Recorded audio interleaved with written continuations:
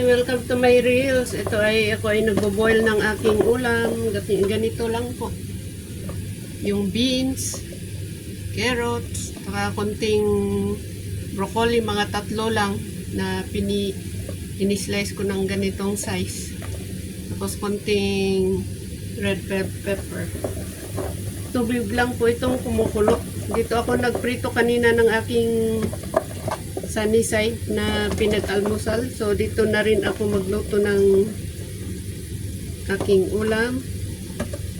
Boil lang. So, ayan.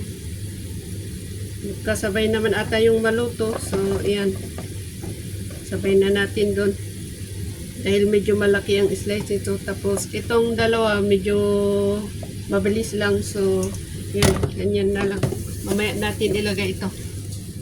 Ayan, pagkatapos ng 45 minutes, ilagay ko na po yung aking broccoli.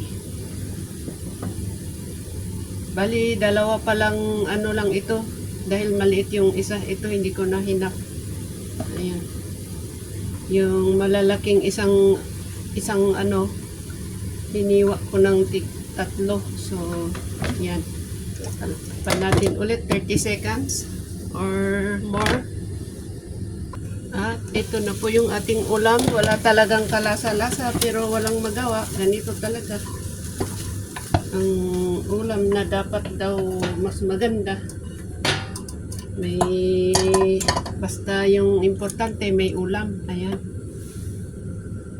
Sinubukan kong makita ako sa camera pero walang magawa eh. Masikip itong kusina. Walang mapagpatungan ng ano, cellphone. So, ayan ang aking simpleng ulam. Lagyan ko ng konting Himalayan salt.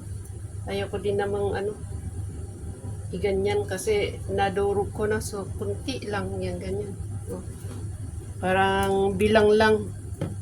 Kasi, parang may buhangin ata itong, hindi ko alam. Basta, hindi ko masyado ginagamit to. Kasi natin konting paminta. Nung nangyari ba?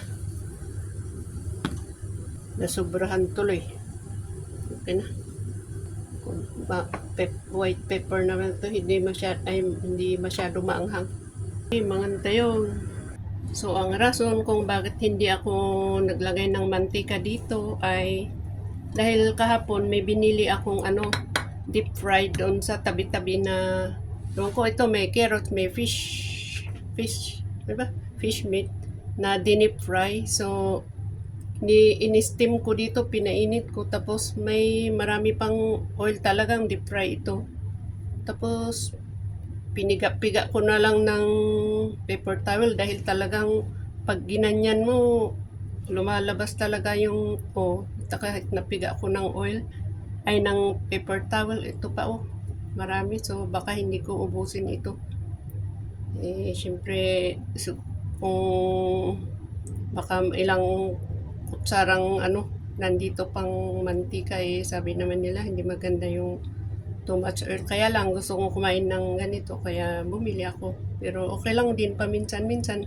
Pero parang sobra naman ata, Meron pa, piniga ko na nga ng paper towel, tapos ganyan pa. So, baka hindi ko maubos na lang din. So, ayan lang muna guys ang aking kwento ngayon. Maraming salamat sa inyong lahat. Bye!